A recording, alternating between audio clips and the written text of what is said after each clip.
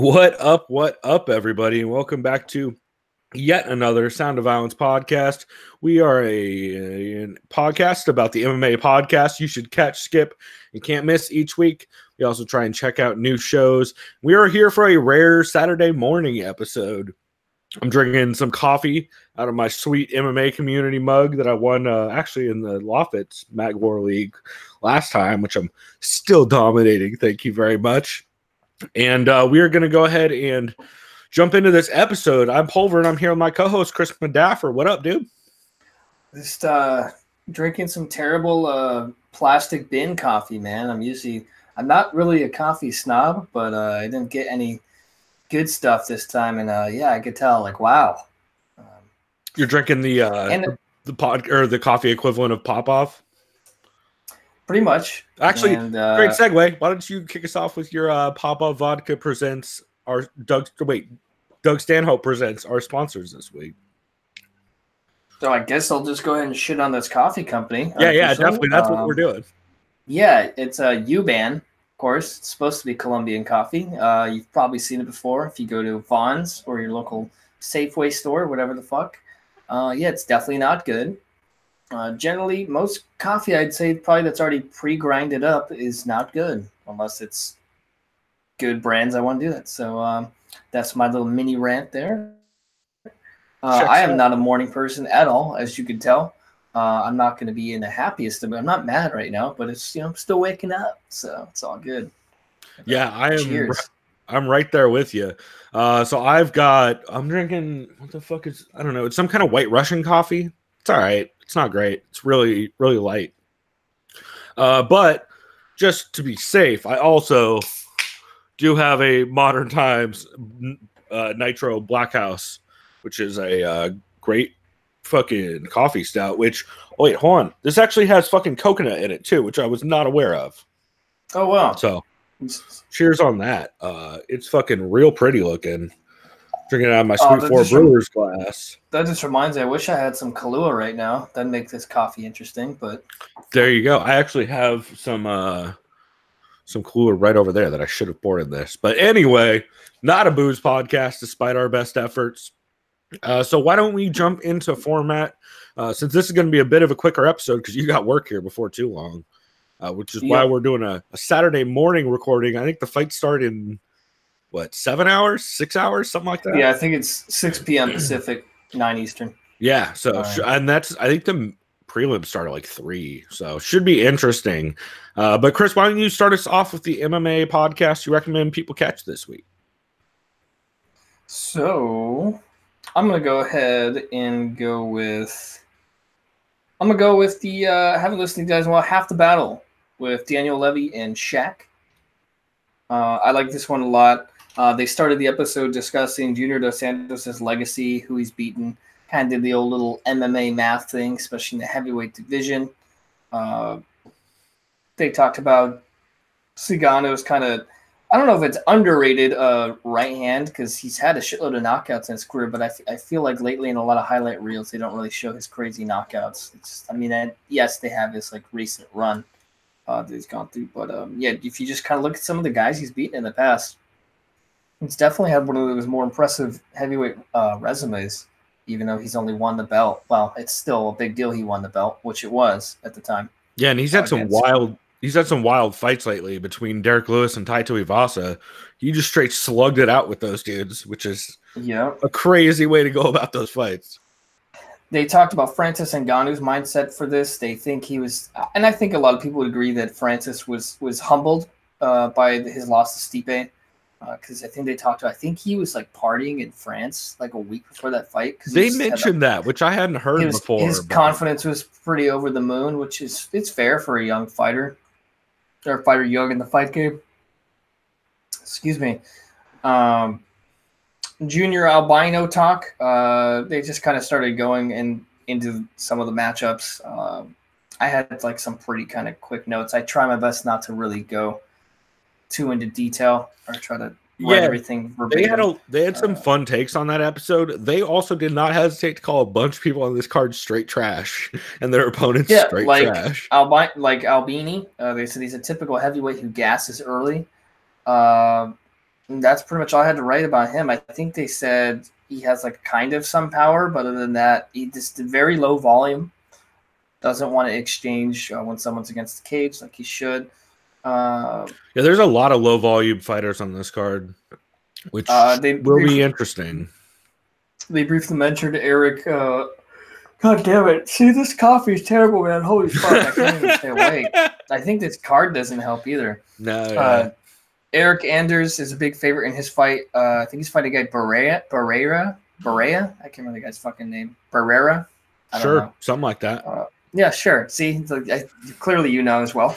Yeah, no, that's how the pronunciations on a lot of these names are going to go this week. Roosevelt Roberts might get his undefeated prospect welcoming to who the fuck is he? I don't remember who the fuck he's fighting. Vince from Hell Pichel, I believe. That's right. And speaking of which, I remember Jack Slack mentioned on his podcast. He said this is kind of like the old guy fighting the young guy. But then someone might ask, wait, wasn't that kind of like when Deontay Wilder infamously told Tyson Fury, hey, man, boxing is a young man's sport, even though literally Deontay Wilder's 3 years older than Fury? So that's kind of funny. Yeah. I get it, though. Fury doesn't look 30 years old at all. True. So, yeah. They talked about one of their most, and I think one of the most intriguing matchups, Damian Maia and Anthony Rocco Martin, also known before as Tony Martin. That's right. Confused, who the fuck is Rocco Martin? And everyone can blame Kayla Harrison for that problem. Yeah, we just call him Rocco's Martin Life, of course. I think Connor Rebush does as well. Yeah. Along with some other people. Me up. I'm looking forward to that. We'll get into that in our preview. They discuss Maia's current ranking and his rapid descent into the rankings. I think he's ranked 11 now, so he's behind Anthony Pettis and some other guys. Something like that. Which is crazy in hindsight. Jussier Formiga's dominant run lately. He's gone up against Joseph Benavidez, who's been dealing with injuries. I think Benavidez had a win recently, but I can't really recall. We'll get into that. They bring up a point about Junior Dos Santos' chin. We'll talk about that. Yeah, I thought that was a pretty solid episode. I haven't listened to those guys in a while. So. I agree. I enjoyed it for sure. It was their breakdowns are always fun, and they do just enough tape study to where they'll point out really poignant stuff, but they'll also will not hesitate to just shit on dudes, which it can be rough. Fair warning, if you're the type of person who says you should never say anything negative about a fighter, probably not the show for you. But they are brutally honest about some of it, and it's a lot of fun. For sure. Yeah, definitely worth a catch. There you go. Cool. So I will jump into I actually have 2 catches this week. The first of which is Coast to Coast Combat Hour, the UFC Greenville recap. This is, of course, the show hosted by Matt Hawkins and Ed Carbazal, dudes who I know from the MMA community forums. Shouts out to the mug again. But this is a fun episode. Essentially, it's a big recap of the Greenville card, and they preview UFC Minneapolis a little bit. And they mentioned on this that so the guest on this episode was John Lucas, who is, I think it's SD MMA SC, or yeah, I think that's what it is. Either that or it's SC MMA SD. Anyway, on the MMA community forums, and also who was the lead physician for the UFC Greenville card. So he was the guy that came in and checked the cut in the Violent Bob Ross, Matt Wyman fight. And he actually gets into that, and in the reasons why he immediately looked at it and was like, it's not in a bad place. He can still see. And we have our attending physician in the back is a trauma surgeon. So I know he's going to be able to get the cut fixed pretty easily. So that was the reason why he let that go. It was just interesting to hear his take. He kind of talks through the differences between being the lead physician on a smaller shows where you're the only person versus the UFC card where they had 5. I think they had 5 physicians in total. It was him, an orthopedic surgeon, a vascular surgeon, a trauma surgeon, and a neurosurgeon. Were the 5 doctors on hand? Which, holy shit! I know people want to shit on South Carolina, but for being a little backwards when it came to this card, but some legit ass doctors. We're not getting any fucking chiropractors up in there. So I thought it was cool hearing just him kind of talk in the background. He even mentioned that like on a smaller show, if it was only him, he would have stopped it because of that cut, because he knows it would be a while until he could actually go back and sew up the cut. But since he knows the physician in the back and he knows that he's very good at dealing with that kind of stuff, is why he let it go. That, and of course it was over the eyebrow and it wasn't getting in his eye. He could still see fine. So it was just cool hearing that breakdown of that from the guy who actually did it, because I feel like I've heard a lot of people shit on it this week just for how that all went down, and hearing his breakdown, it was very concise and totally understandable.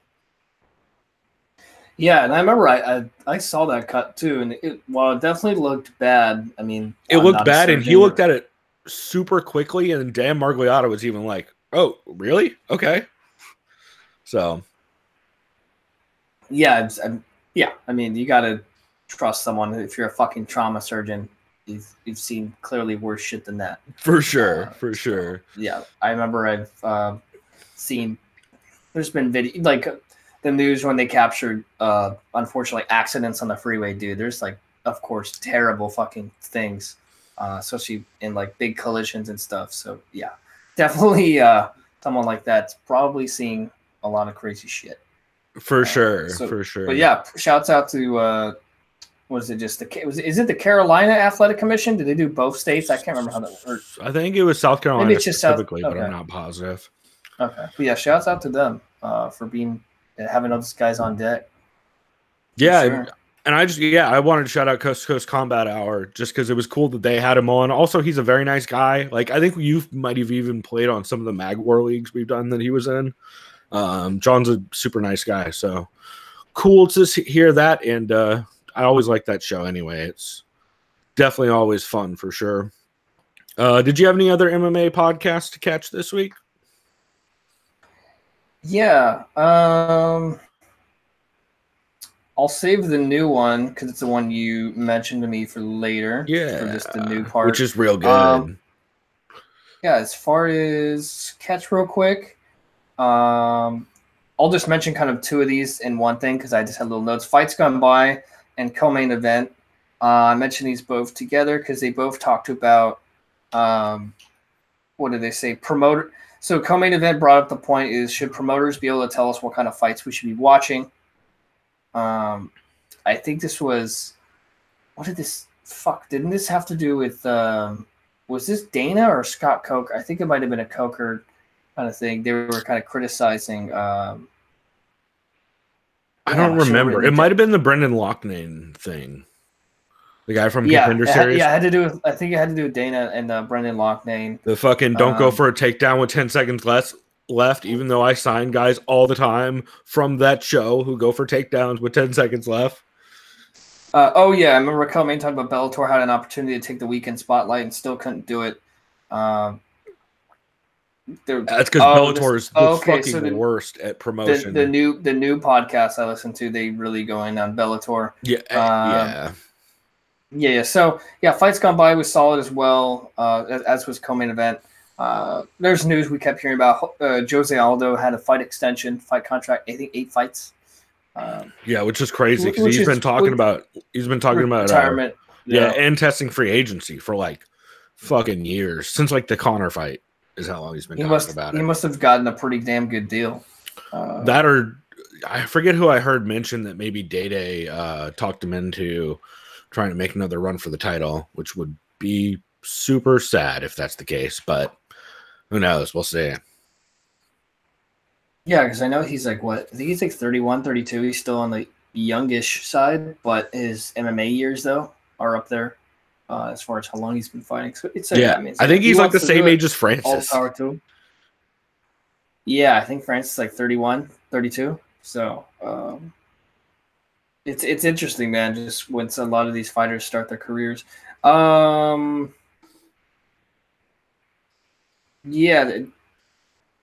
I just wanted to give those quick shout outs pretty much.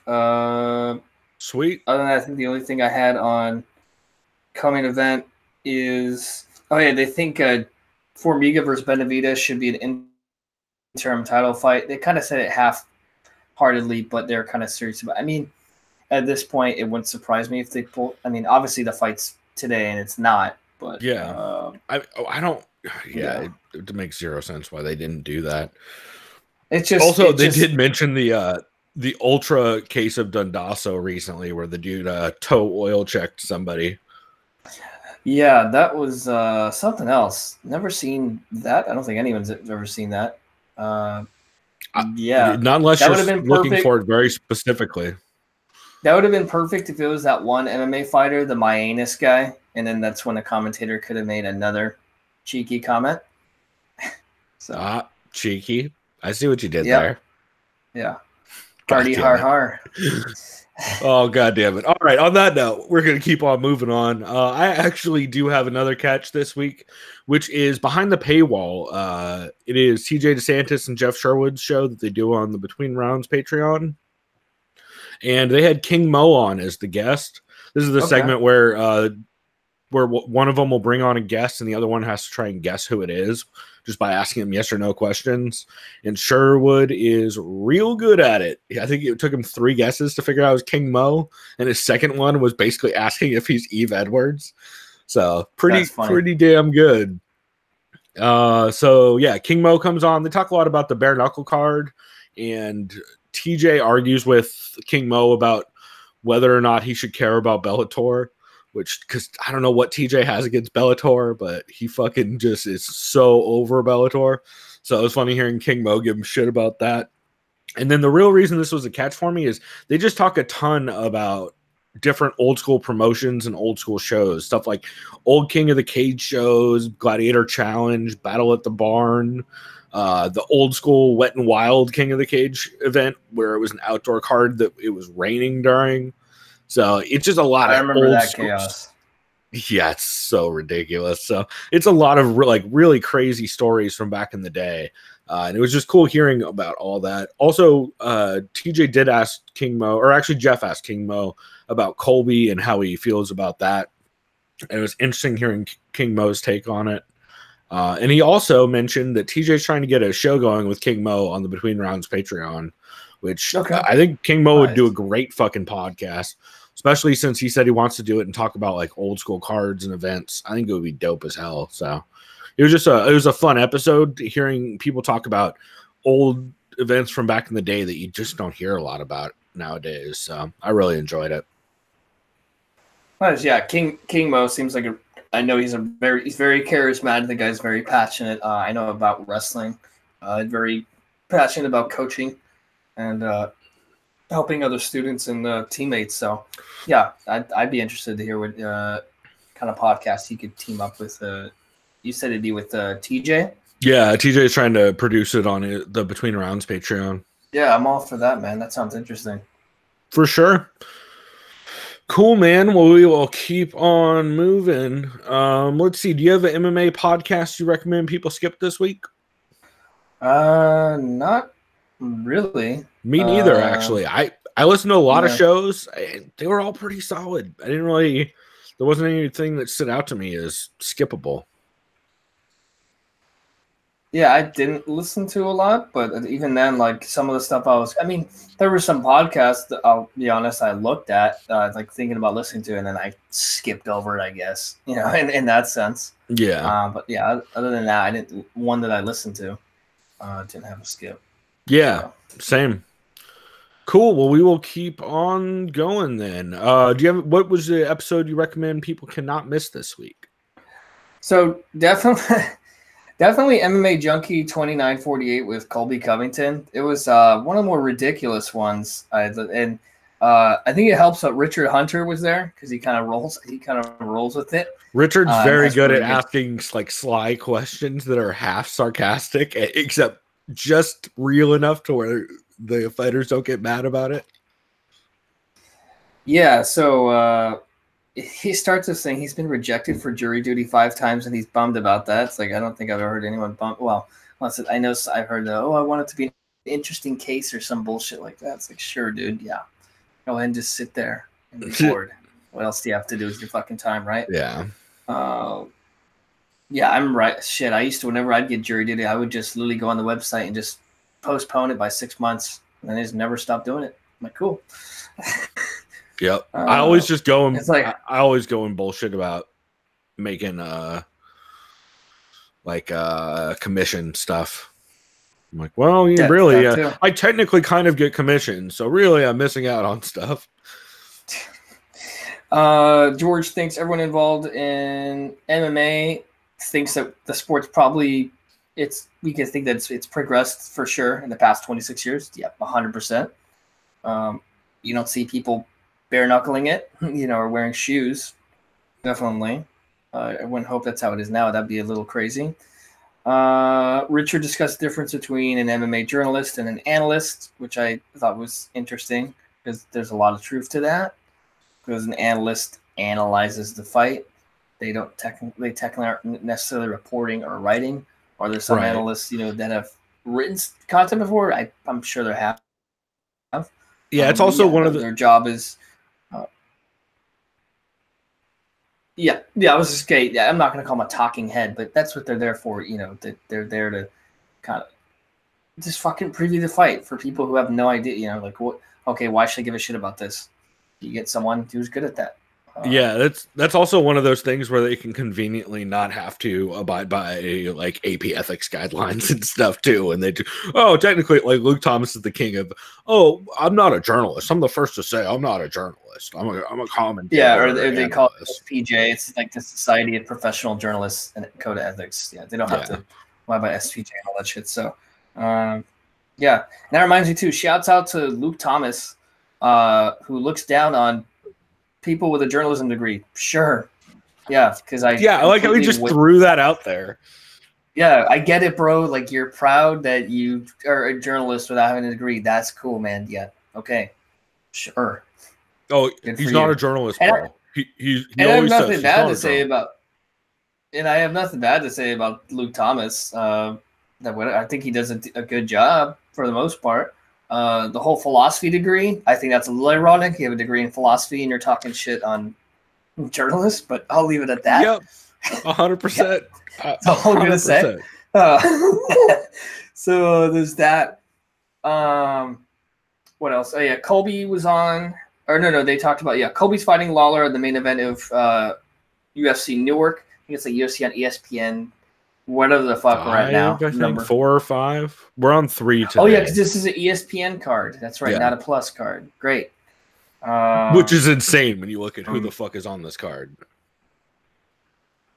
Yeah. Colby thinks of it as a title defense because of course he does. So now there's kind of like a vie or race for a title shot between Ben Askren, Jorge Masvidal, and Colby. Don't forget Leon Edwards and Ponzinibbio. Should Colby avoided it out? That's the question we heard a lot throughout this week. I think the listeners, I think it was like 67% said he should have. What does a win over Lawler do for Colby's stock? I think it just stays the same. Discussion of win-lose scenarios for the top welterweights, which is interesting. This is all pretty good stuff.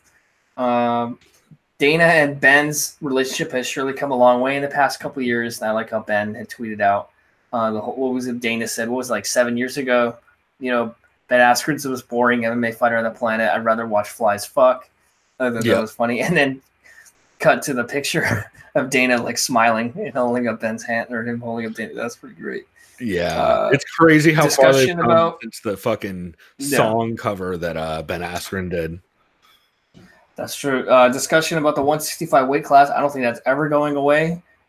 In my opinion, I feel like Dana's been pretty fucking adamant that that's never happening, and I don't see why we should keep talking about that. Well, because Dana lies. Well, there's that. Yes, don't. He also said there'd never be a women's division. He also said that 25 isn't happening. So, my only counter argument to what my point is, I think as long as you keep talking about it, then people will show that they give a fuck about it, and you'll have. So there's that. So. All this extension. All right, let me keep rolling. So Colby comes on at the 50-minute mark. He has tons of respect for Robbie Lawler. He thinks him as the last legitimate champion in the division. Colby plans to sell the fight regardless if Robbie wants to talk trash. We know Robbie doesn't talk trash, so this is literally just going to be Colby probably just shitting on Ben Askren and Usman. If I have to hear the word ass cream any goddamn more, I'm gonna lose my fucking mind. It's so I like the Marty Fake Newsman. That one's kind of funny. Marty Fake Newsman was pretty funny. It caught me off guard. I like that, but ass cream is like Yeah, he says Marty fake newsman's faking injuries. Like, okay, sure. I don't. It's just kind of funny. Richard thinks Lawler raised Askren stock. Also thinks this fight raises Colby stock no matter what. I agree. Colby recognizes Lawler's big name regardless. Thinks Lawler is better than Askren at everything. He's definitely stand up. He's better than Askren at. Yeah, Dad bod Ben Askren will get obliterated by Masvidal. This is the funniest thing, and I was laughing my ass off. Not really. Are there times when I was like, well, it's more of like I was laughing like, what the fuck did this dude just actually say that? He's still on the haters are a virgin thing, and so he's like, Askren's still a virgin, uses artificial insemination. Like, well, I was like, what the fuck is this? I was like, dude, you're really going on that angle? Like, are we in high school? 100% Colby thinks he's in high school still. Yeah, and he plays the high school heel. It's just so fucking hilarious. I mean, and to be fair to Colby, I think he's right. I think I've heard Askren talk about having, but it's like there's like a couple reasons why, and it was all very reasonable. But of course, Colby doesn't point that part out. But it's like, dude, even if any that's true, who gives a fuck? Yeah, well, that's the most important part. Is like, first off, Colby, not even sure you've had sex ever. Based on every Instagram post like you ever put up. Usually how that works is the only people who ever talk about shit like that are people who don't get laid or it's like no one cares. Anyone gives a fuck about that. It's just insecurity? I don't know. But I think it's funny nonetheless. So whatever. And clearly he's working that heel angle. So but yeah, I had to shout that out because that made me laugh my ass off. I thought that was funny. You just made me realize Colby is kind of oh god, who is oh man, I don't know the two. I know the two references. I can't think of the movie. Seth Rogen, they're in high school. That one hot redhead in it. Wait, oh my god. Wait, aren't you thinking of the show Freaks and Geeks? Probably. No, I'm not. No, that's Linda Cardinelli. Which, by the way, no, it's the movie with fucking the skinny dude who has the voice. Oh my god, this is not helpful. It's Seth Rogen. It's the fat dude, Jonah Hill. Oh, Superbad. Jonah Hill and Superbad is who Colby Covington sounds like.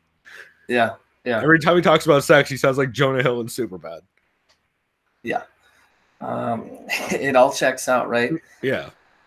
Yeah, and that was funny too. It made me kind of look at. I was like, I haven't looked at Colby's like social media in a while because I'm just curious. I'm like, oh yeah, there he is with another porn star probably or whatever. Yeah, so, some cam model because he's in fucking Florida and they literally are bred there. Yeah, Colby definitely is a Florida man at heart, but either way, yeah, he said what it was interesting to me is Colby said he hasn't been able to help Masvidal in camp prepare for Askren. I don't know if that's just because he potentially sees himself fighting Jorge. I know they're really good friends still. Colby's gone way hard on, like, he's tripled down on. He literally called Jorge Masvidal his BFF on Submission Radio this week. He's like, "That's my BFF. That's my bestie." Like, that's so over the top that it sounds like a weird bit where it feels like Masvidal might not even be talking to Colby at this point in time. It was weird. I think you're right. I think there's probably some truth behind that. I have no fucking clue. I don't know what these guys do behind, They have a very weird relationship. Outside lives, but, I think it's hilarious, but they have a very weird. I actually wouldn't be surprised. I think what happens, and we'll do all our previews and shit eventually when these cards come around. Who knows? So, like, yes, if Askren beats Masvidal, he's getting a title shot no matter what, because Dana will know he'll want to push him, and they'll just have him fight Usman. If Masvidal wins, dude, I wouldn't be surprised, and say Colby wins. I wouldn't be surprised if they have Masvidal fight Colby or some stupid shit like that. But that'd be a fun fight. Well, depending on how Masvidal does against Ben, because if Masvidal just gets housed by Ben in the wrestling department, Colby versus Masvidal gets way less interesting. Yeah, I mean, he was able to fight Maya when Maya had his back, but then again, that's jiu-jitsu. Maya's defense. Yeah, that's jiu-jitsu defense. So also K1 Maya showing up real in that fight. Anyways, yeah, that was my can't miss. It was pretty ridiculous, but it got some laughs. It got some laughs out of me. So, For sure. that's hey, you know what? That's sometimes that's all it takes. Yeah, So, exactly. And Richard Hunter, I think, was really great. Goes wasn't even on that episode, and Dan Tom wasn't either. I think it was just Gorgeous George and Richard Hunter. Yeah, it was just them two, which is always an interesting pairing. But I like Richard. I think he's super funny. He grew on me. At first, I was not the biggest Richard Hunter fan, but the more I've listened to his stuff, like, dude's very clever. Yeah. Cool. So I'll get into my can't miss. I actually have two of them this week. The first is Joe Rogan Experience or JRE MMA show, episode 68 with Will Harris. Yeah, Will Harris. For those of you probably know from the great YouTube channel Anatomy of a Fighter. That's right. You brought that to my attention. I want to say like probably 2 years ago, something like that. Yeah, I think it was. I think you found it on Reddit, I would assume, because his stuff is really I think the first time I saw it, it was definitely a Habib fight. Yeah, I want to say Michael Johnson. Yeah, I think it was Michael Johnson. I think it was Michael Johnson's when he kind of started. Something like that. But yeah, I've always loved that dude's stuff since you brought it up. And this was just a really fun episode. They talk a lot about all of the dolly footage being Will's that you saw in all of the embeddeds that they use at all the promos for the events. And it was interesting to hear the person who got that footage from Will Harris to the UFC was none other than Ali Abdelaziz. I was going to say Robert Brighton, but I got to stop making that joke because he's probably like, what the fuck you guys? Yeah, exactly. It's like, they already stole my identity once. Why can let him continue to do it? The other interesting note on that is Ali made that transaction, but also didn't get Will Harris paid for any of the footage, which is bad manager work. Oh, man. Because, hey, also Ali Abdelaziz, if he was a legit manager, would have gotten Will Harris paid for the footage and taken 10% or 20% as the fucking manager for that transaction. But since he is in the pocket of a couple people, it seems like he just gave it away for free and kind of fucked Will Harris. It's just upsetting every time. It's annoying. But I thought that was interesting. Will tells some crazy stories. He talks about getting started filming at Black Zillions thanks to Glenn Robinson and Tyrone Spong, which was cool to hear. Just him coming up through that and how he got started. Originally, I think he was filming he was filming a couple boxers. I forget who off the top of my head. But anyway, they saw that and he came over to Black Zillions and started filming there. That's how he does a lot of work with Kamaru and Michael Johnson and all those people. And then I think it was Ali, actually. They got him in with AKA guys. So pretty wild. He tells some crazy stories about moving to Malaysia to try and get with a girl who turned out to be crazy. He talks about living in San Diego for 4 years and thinking about coming back. I was gonna say if you're moving long distance, really far away to be with someone, I don't know. I'm sure it's worked out for some people, but maybe you might be a little crazy. And then it just kind of. Well, he's kind of a nomad too. Like dude's lived all over. And it's just crazy. He talks about coming up he did Chief Keef's music video for Traffic. He did documentaries back in the day on Skid Row and Confessions of Gay Pride, stuff like that. It's just really interesting hearing his story and all the stuff he's been through. Talks about going to Dagestan with Habib and all those guys. Talked to Weidman about going to Chechnya. And unfortunately, he also did the shit that everyone does, which is it's such a fucking So let me start. Big fan of Will Harris. Such a fucking cop-out when everyone just says, oh, yeah, I don't know much about Kadyrov's politics. All I know is that he is very nice to fighters. And like, bro, you do absolutely know his politics.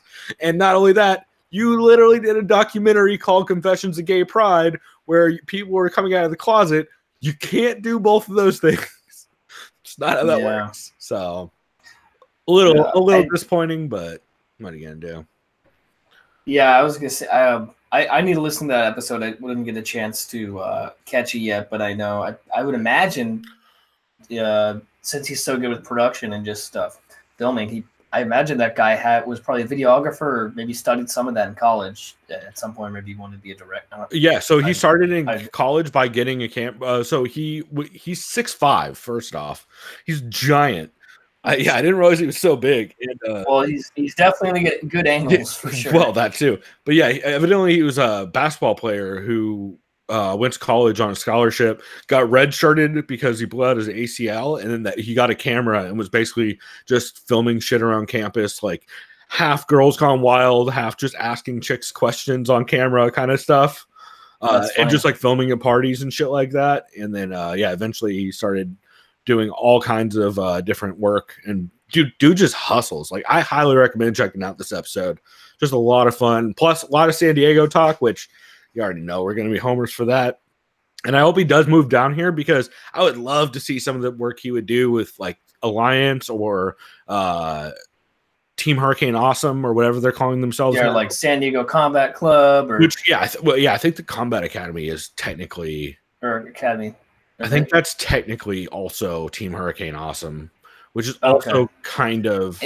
And I always forget. I know there's 10th Planet in Oceanside. Isn't there a 10th Planet like here in San Diego, like near Mission Valley? I think there's another one here more locally, but Tempe Oceanside is the freak show with Gio and Boogie, and that's right. That's where. Oh my God, the chick who just fought this weekend, Pearl Gonzalez, trains there. Liz Carmouche trains there. A lot of people, and yeah. Anyway, it would be cool to see him do some work with some of the teams down here, because there's a lot of fucking people and it's a lot of people, especially the Combat Academy. Like, that is a just house of fucking killers under 145, including shouts to my dude Adrian Nahara, who trains out there with them, who I went to school with him and his brother. And Braylon Chapman, who trains out there, who's Liz Carmouche's fiance. Like, of course, we're super biased about this because I've known these people since fucking middle school, but pretty cool nonetheless. But yeah, that was fun.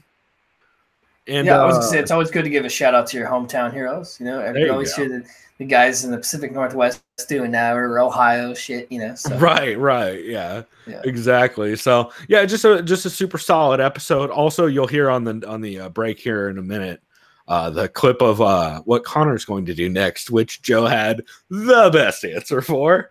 It was fucking hilarious. So highly recommend checking that out. It's a really, really good episode.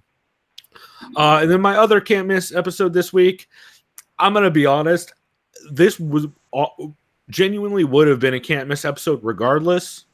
But as you guys heard on the intro, Sean Sheehan gave us the most legit shout out of all time on that podcast. I thought that was great. It's fucking very cool of him. And I'm already a big Sean Sheehan fan. I actually already had a whole bunch of notes written up about Severe MMA episode 216, which was very solid, and I'll talk about here in a bit.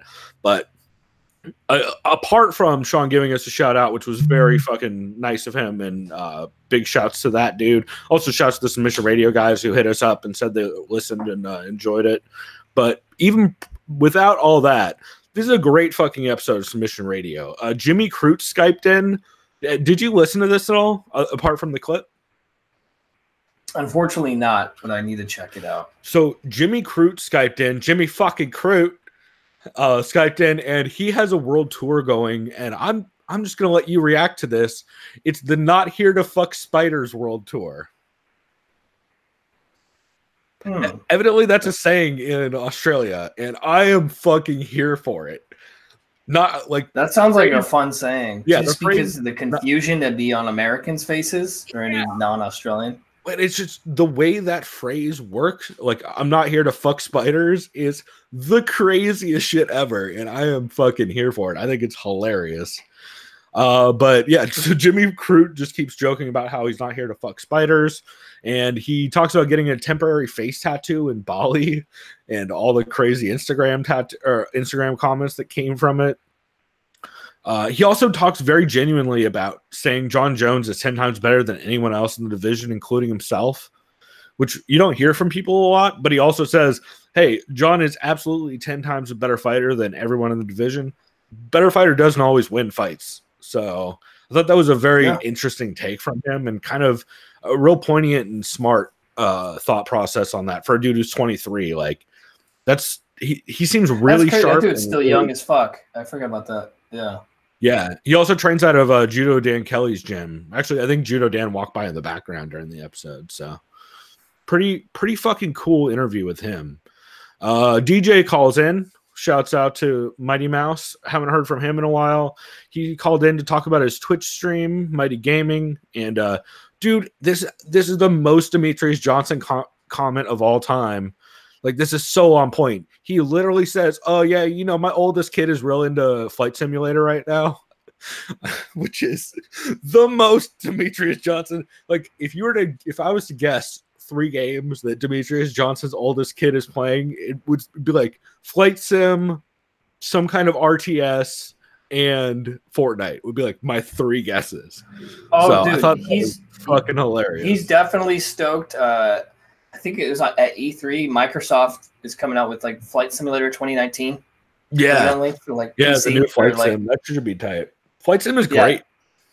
Yeah, I just remember I had played it when I was younger because my dad knows how to fly like the smaller planes, kind of like our boy G6. G6 is a big boy pilot now, but I remember my dad. He would always have that Judo Bill. I believe Judo Bill's a pilot also. Yeah, but I remember when I was a kid, I would actually be decent at the game because my dad would tell me to do it. But then, of course, being immature and a kid, you'd always try to crash the plane, especially into some sort of structure. Is all I'll say. Yeah, 100%. Like a piece of shit. Yeah, no, 100%. I played that game the same way I played SimCity 2000, where you're just like, oh, let's have everything get destroyed with the quickness. Yeah, let's put a tornado in Southern California and see what happens. Yeah, straight up. So yeah, good interview with DJ. He also gives out some Fortnite tips. And he's real nonchalant about TJ popping for EPO. They're like, oh, would you have been super pissed if you had fought TJ and turned out he was on EPO? He's like, I fought Ali Bagayotinov and he was on EPO. So like, all right, good point. Let's see. Didn't Henry Cejudo say some shit like he's like DJ leaving ruined the flyweight division? DJ kind of Henry Cejudo's talking all kinds of shit about anybody other than relevant people he can fight, which is. And I think crazy. DJ just kind of said Henry's an idiot or something like that, and that's all. Yeah, checks out. Yeah. If I was to pick the smarter of those two, I wouldn't pick Henry. Anyway, let's see. Luke Rockhold Skypes in, and Dennis has. I should give a shout out to Dennis for having probably the greatest intros in all of podcasting, right? Like nobody does intros better than him. And he made I think like 3 or 4 007 puns in Luke Rockhold's intro, which was fucking great. I think it was From Florida with Love was one of them. There's a couple. It was real fucking solid. And this was actually a pretty fucking fun Luke Rockhold interview. Luke talks about skipping media day because his legs don't travel well. He's in Florida, and this is an actual quote. It's Jan Blachowicz. It's Jan fucking Blachowicz. So there's not much to say, which is like, Jesus, Luke Rockhold. That is the most Luke Rockhold quote ever, but pretty good. Okay. Yeah. Luke also talks about having to go to a wedding sober, which he's real excited about. It sounds like. Yeah, that's. Yeah, he's like, oh, yeah, weddings sober aren't fun. Well, and he can't eat because he's in camp. So he's like, yeah, it's going to be a great fucking. Yeah, he's going to have a lot of fun. Yeah, exactly. Yeah. Colby Skypes in. Colby says some of the craziest shit I've ever heard. He just keeps pretending like he's still the champ. He uses the quote, "They never took my title. Possession is 9/10 of the law." Which, okay, sure. I wrote down that he drops Marty Fake Newsman, which cracks me up. That's where Dennis asked if he's putting the interim title on the line against Robbie, which fucking love that question. Colby says that Trump Jr. is going to be front row for his fight, so we'll see that'll be embarrassing for Colby when that doesn't happen. Casper straight up asked whether Colby took the Robbie fight not to be passed over for a title shot, and Colby really avoids answering.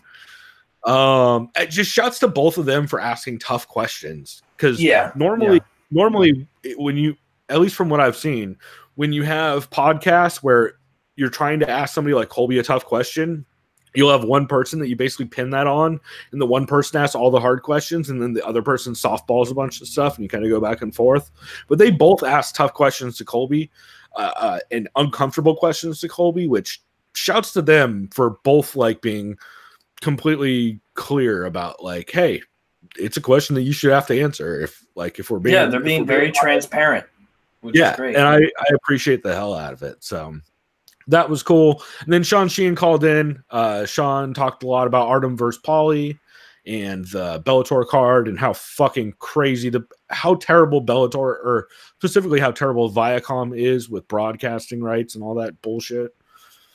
Yep.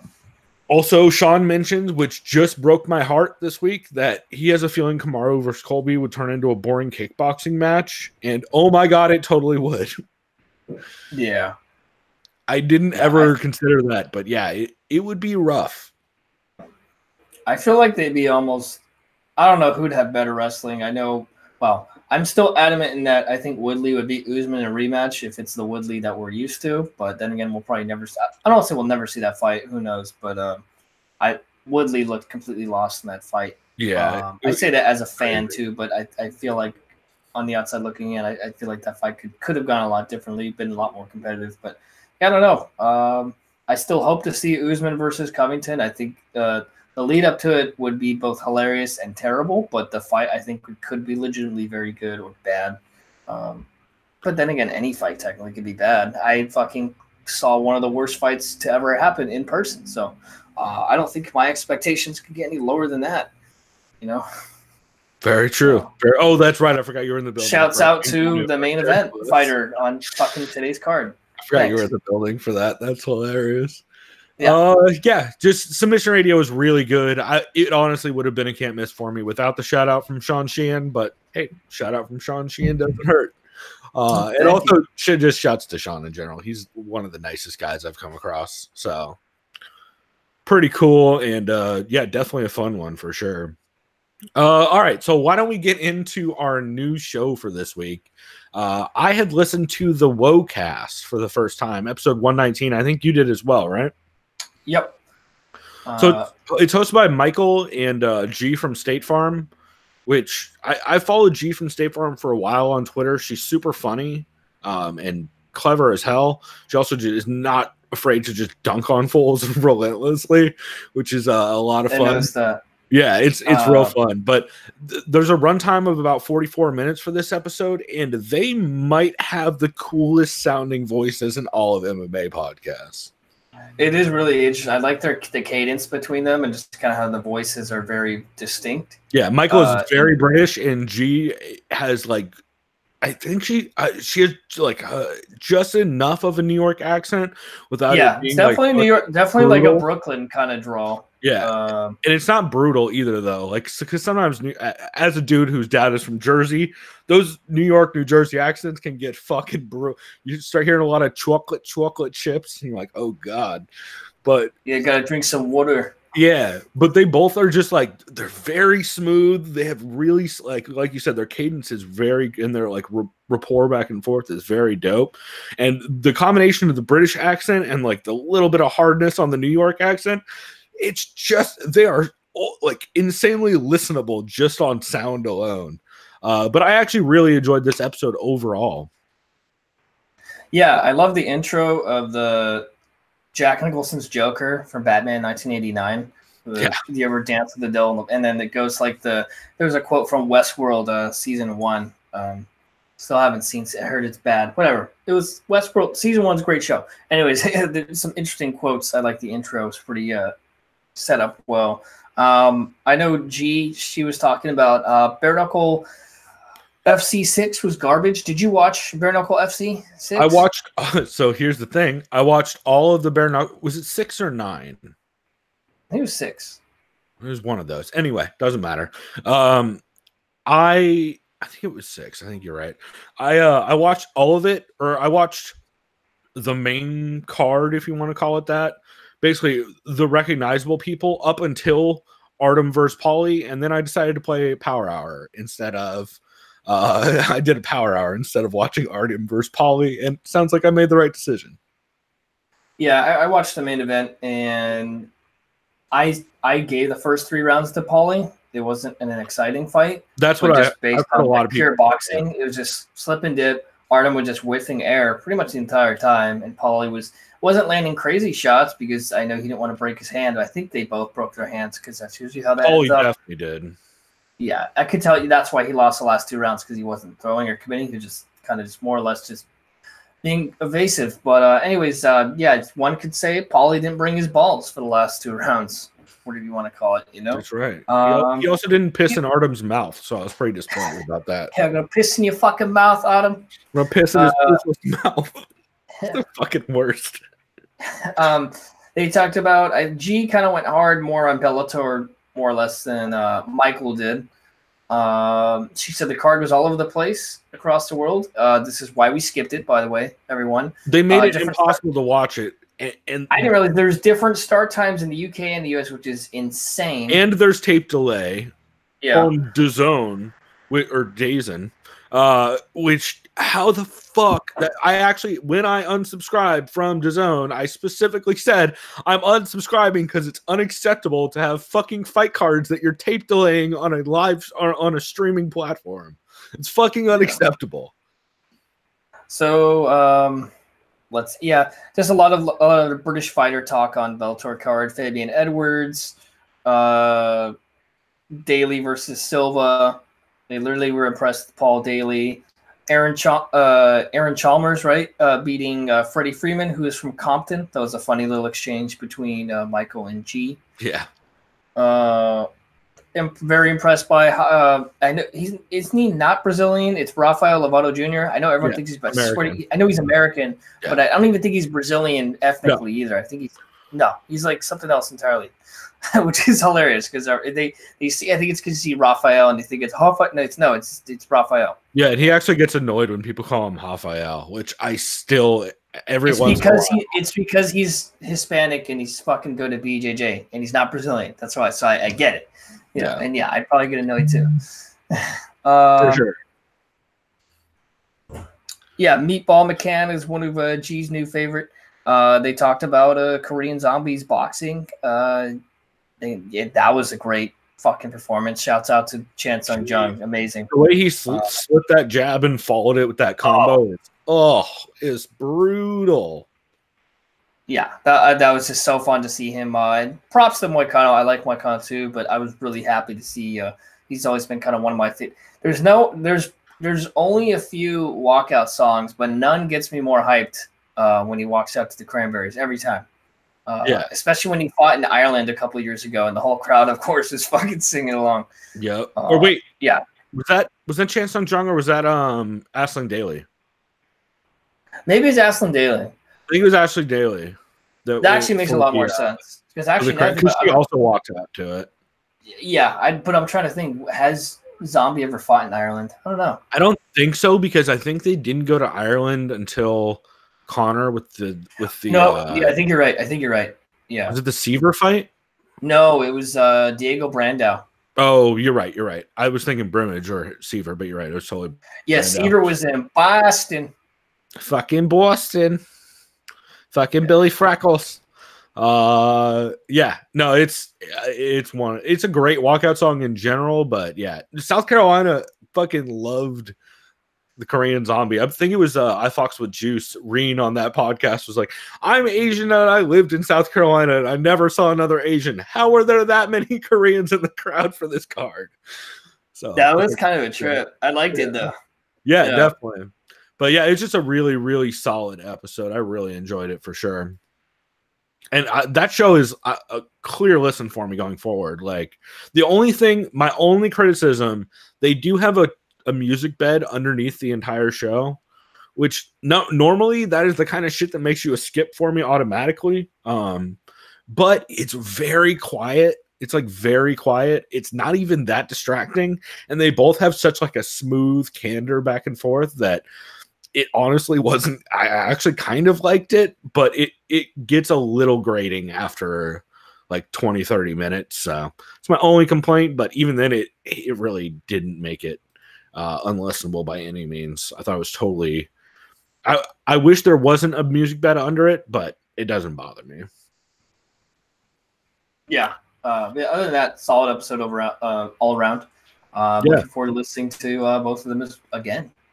Same. Yeah, I'm really high on that show. So everybody go check out the Woe cast. Also, didn't know I've been spelling the word woe wrong for my entire life. I thought the H was at the end of the word woe. Evidently, this is a common thing too, because I Googled it. Yeah, it's WH. Because you never listened to Like Woe by Black Rob? Not only that, I've listened to Woe by fucking Odd Future, which is like the 11-minute song with Earl and everybody. It's real good. Oh, you know why you were spelling with an H? It's because W and G. You know what? It's not your fault though, because I think when there was that one Keanu Reeves meme. Oh yeah, not the new ones, the one from Bill and Ted. Yeah. I think they had the H on the end. Whoever was doing that meme. Evidently, it's a common thing since it's like an idiom or whatever. It technically, a lot of those get spelled weirdly because it's not an actual word, kind of, or it is, but like barely. Or it's more of a colloquialism than anything. But it's really interesting that so I looked it up and it blew my goddamn mind because woe, when you read it with an H at the end, looks like the word whoa.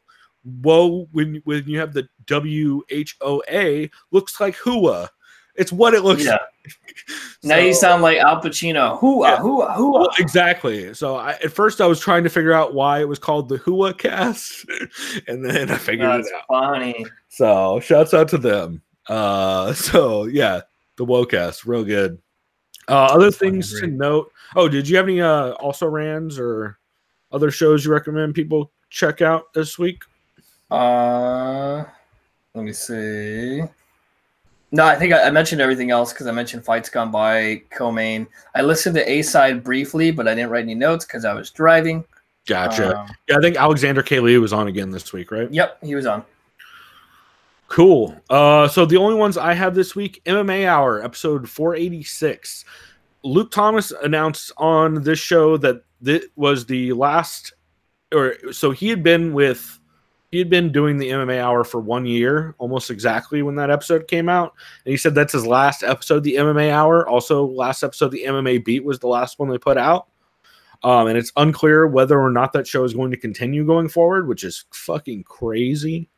So it'll be interesting to see, number one, where Luke goes, and number two, what happens with the MMA Hour. Because that, like it or not, that show's been a staple in MMA podcasting forever. It's like them, Junkie, and Sherdog are like the longest running MMA podcasts. And Sherdog is alive and well on Between Rounds Radio, but very dead in the sense of the Sherdog Radio Network. And now with the MMA Hour possibly ending for good, that's kind of fucking crazy.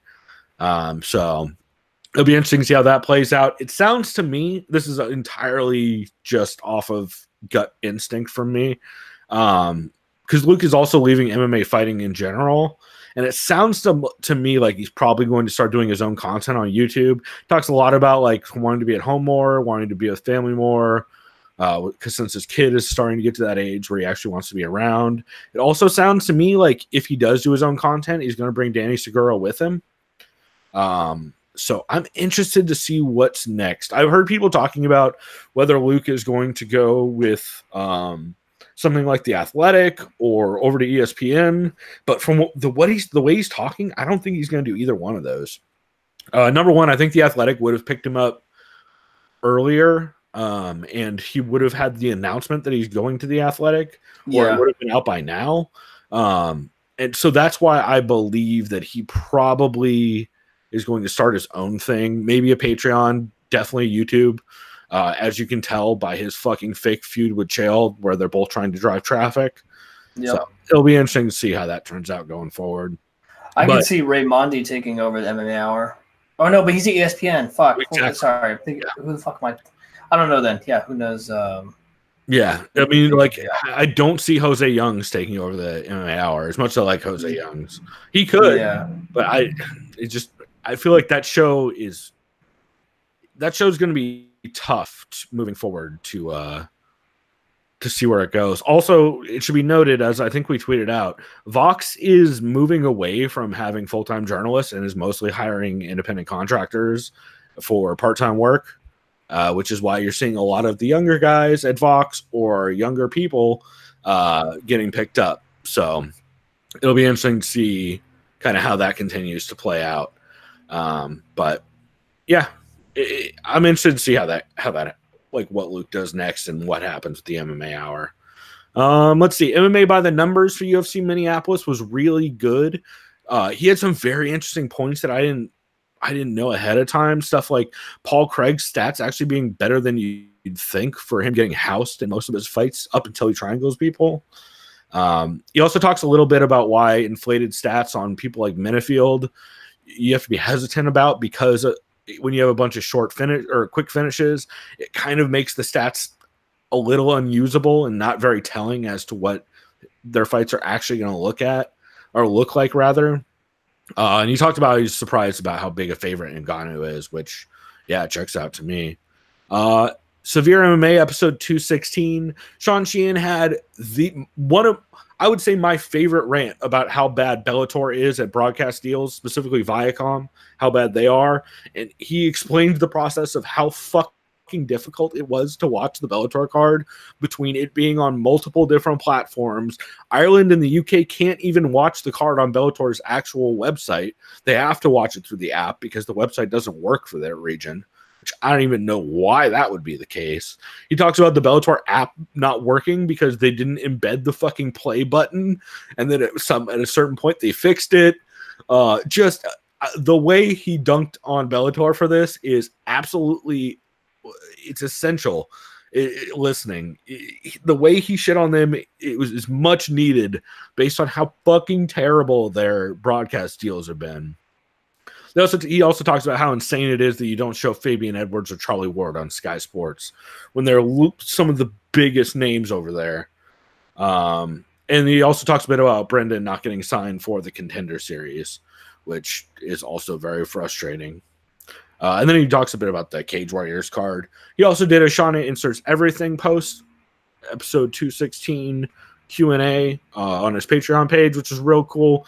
Basically just people writing in and him just rapid firing, going through questions, stuff like trilogies, whether Gallagher will be an elite fighter, whether John Kavanagh is getting paid by Bellator, because all of John Kavanagh's fighters are going to Bellator, and John Kavanagh has a show where the winner of the show, of the tournament, is going to Bellator, which is kind of crazy. And he also talks about how Dana's a fucking idiot because of the Contender Series, which checks out. The MMA Nerd episode 43, it was a really solid episode. Ashley makes a great joke about UFC going to Paris and how she's going to have conversations with people about how she's not going to Paris for a romantic trip. I'm going because of the fucking UFC. She also did the same chick voice I do, and it really cracked me up. iFox with Juice episode 33 was real good. They recap last weekend's fights, preview Minneapolis, and then they do a review of the first half of 2019 in MMA, which I thought was pretty cool.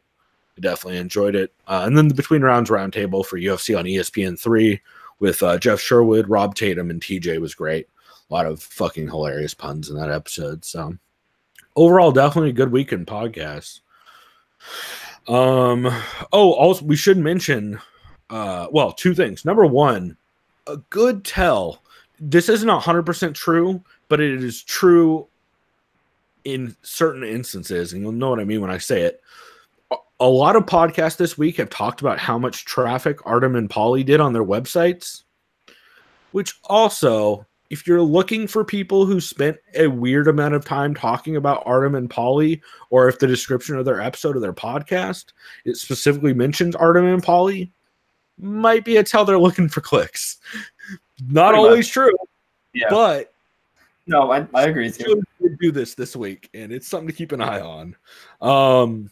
The other thing I wanted to mention is I believe The Athletic is going to have the Man and the Myth MITH podcast starting on July 3rd, which is going to be the podcast hosted by Sean Al-Shadi and Chuck Mendenhall. If you guys didn't figure out MITH, it's Man in the Hat, the Man and the Myth. So it'll be interesting to see what that show looks like. And that's the first of the podcast coming out from The Athletic. I want to say Fernanda Prachas probably has one coming here shortly as well. I forget the name of hers off the top of my head, but interested to see what the podcast content coming out The Athletic looks like. Let's see, before we take a break and get into our picks, do you have any well-rounded podcasts, co-main event style? Yeah, I only caught it briefly. I listened to Your Mom's House because they had Theo Vaughn on there. I don't have any notes on it except that it was hilarious, of course. Yeah. Yeah. Also, it settles the debate about whether or not Tom and Theo Vaughn hate each other, which was like a fucking deep rumored thing on the internet for a long time. Yeah. Yeah. They're also going to have the guy on who I forget the dude's name, but the guy who has that insane rant they played about he gives out his address and he tells people to come beat him. I remember that. Yeah, so that guy's evidently going to be on their show soon, which Jesus. That's good. Yeah, that's gonna be fucked. Yeah. Let's see. So one thing to note: YouTube is demonetizing all alcohol, tobacco, and firearms content. It's happening to all the cigar shows that I watch, like Cigar Obsession, Should I Smoke This, Cigars Daily. It'll be interesting to see if it hits the Cigar Authority. It probably will, so that'll be interesting. A lot of their traffic isn't driven through their YouTube page, though, but it's kind of fucked. And it'll be interesting to see what kind of content YouTube goes forward with demonetizing, because MMA is towards the top of the list since it has to do with violence and is not a sport. It's sports entertainment that's half the time anyway. So something to keep an eye on, because if we'll stop seeing conversations like whether Chael is right or Luke is right if that shit gets demonetized, because that's the only reason they're doing that. Let's see. The other ones I had, CME Movie Club co-main event do a movie club on their Patreon, and they did Joe versus the Volcano. You ever seen Joe versus the Volcano? Tom Hanks, right? Yeah. Meg Ryan. It's so good. Yeah, I'd never seen it. It's so fun. It's a solid movie. Yeah, I saw it a long time ago. Yeah. But no, I remember it I remember the ending distinctively. So it's so weird. It's one of the weird.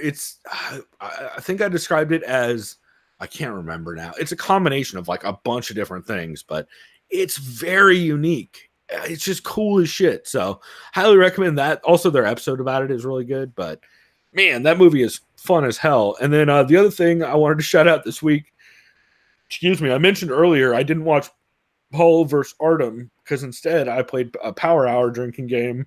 It's because I listened to Ali Spagnola's Power Hour album. It is 60 songs. They're all 1 minute long. And she basically just goes through and makes 60 drinking songs for a Power Hour. She also sells them as a USB shot glass if you're interested in that. It's fucking great. Ali Spagnola is ultra talented, and girlfriend Karen mentioned to me she'd never done a Power Hour, and then tried to convince me that we should play a Power Hour. And I played a Power Hour. Spoiler alert, it's still rough as shit. It doesn't get easier when you get older. It's still very rough. So fun, but careful, because you'll drink yourself under the table with that shit. Cool, man. Well, we will go ahead and take a break here, and we'll be back to break down quickly this UFC Minneapolis card, because honestly, there is a lot of debuting fighters and a lot of names I don't recognize. So, and I have done zero tape study since we're recording on a weird day this week. So we'll be back with that. In the meantime, if you listen to the podcast version, you will hear a clip of Joe Rogan talking and Will Harris talking about what's next for Conor McGregor and what he's going to do. So we'll be back.